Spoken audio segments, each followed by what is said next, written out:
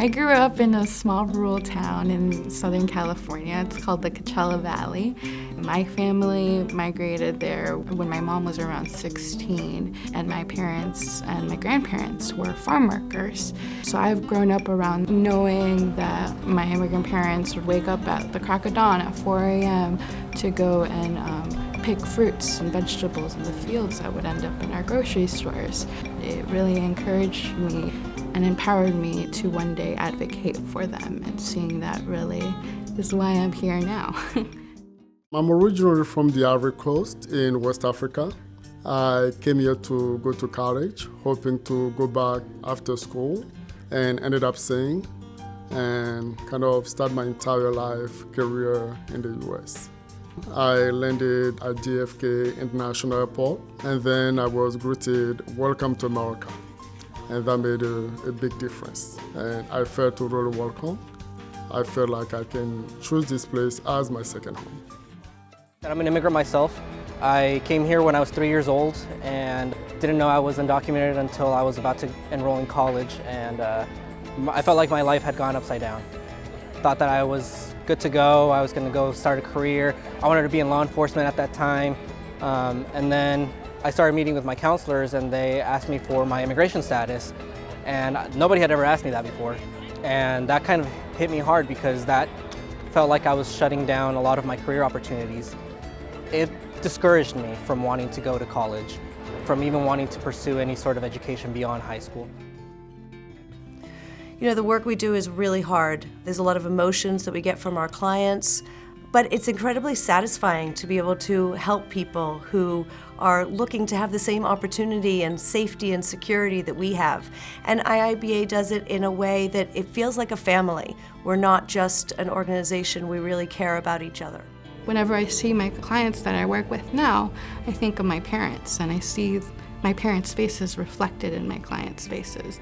Seeing that, I try to be the best advocate for them, because I would want to fight for them as I would fight for my own family. Thankfully, I had very good advocates back then and now that have helped push me to achieve my dreams even when it feels like there's a big obstacle in front of it. And at that time, that obstacle was being undocumented.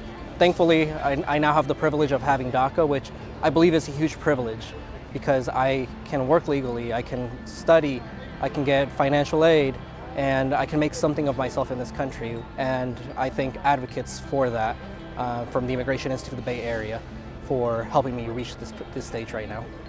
As an immigrant, the current climate is difficult for me as an individual. Knowing that other people are struggling even harder, either because they're trying to get on path to citizenship or renew their status, is even more difficult because of everything that we are hearing in the news, either being somebody mistakenly being deported or facing challenges for one reason or another, other than being an immigrant. The demand for our services has always been incredibly high, and it's always been a struggle to meet the demand. Since January 20th, the demand has exponentially increased. For example, last January, January 24, I think we fielded 8,000 calls agency-wide. This January, we fielded 16,000 plus calls. And I think you can sort of extrapolate that's the impact of this administration and the fear that people are feeling. When I talk to our clients, they're expressing a lot of fear, a lot of hesitancy, a lot of uncertainty about what's going on because there's a lot of chaos around us. And so my job to a lot of our clients who are showing this fear is to be that sense of calmness, that sense of security, of reassurance to them. We have staff that are incredibly dedicated and incredibly committed to our clients. And I really do, at this point in time, think of them as warriors more than staff. And they're on the front lines. So it's meaningful to me because I'm an immigrant myself. You know, this is my community. I was there once upon a time. I have obligations to help all those who come after me. We have people at attorneys all over the country fighting for immigrant rights, especially like in an event like this one. This brings me hope that there's a lot of allies on our side that will not hesitate to defend immigrants. It gives me hope that things will be okay in the end. I have been wanting to do immigration work, and particularly with marginalized communities like the one I grew up in for a really long time, since I was a 15-year-old, thinking about the law. And so to finally be here, to finally be able to do the work that I've been wanting to do for a really long time is monumentous for me. And especially in this time, I think it's critical now more than ever to be doing this work, to be a champion for immigrants, and I'm excited to be in that fight now. I'm Jocelyn. I'm Dekri. I'm Luis.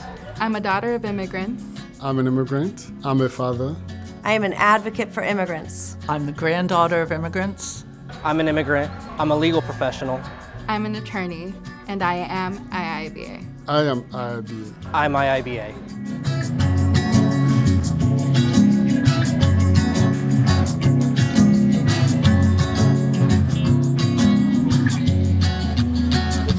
Ile kilometry sedi kilometry بالصبح شوف داك السماء من الشمال ديال الكرفان ولا شي ناس يمشيو لموريتانيا ويجي معاهم باش يلقى يزيد راه غادي يعطيو واحد